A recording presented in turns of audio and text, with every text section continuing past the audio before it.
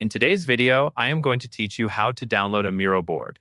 To get started, open Miro in your web browser and go to the board you want to download. This can be any board you have access to in your workspace. Once the board loads, take a moment to confirm you are on the right canvas and everything you want to export is visible and up to date. Next, find the option called Save as PDF and click it. This is the export option used to download your board content as a PDF file. If you do not immediately see it, look through the board's export or download menu, because Miro groups these options together depending on your screen size. Now, before you can successfully export, you need to click on Highlight and select a frame on your board. This part is important.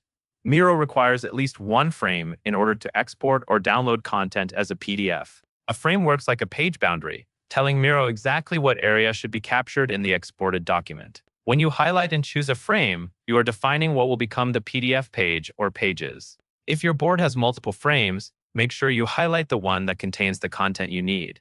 If the frame is not correct, your export may be incomplete or show the wrong area. After your frame is selected and highlighted, click Save as PDF again. This confirms that you are exporting based on the selected frame. At this point, Miro will prepare the PDF export using the frame you chose, so it is worth double-checking that the frame includes everything and that nothing important is cut off at the edges. Finally, click Export.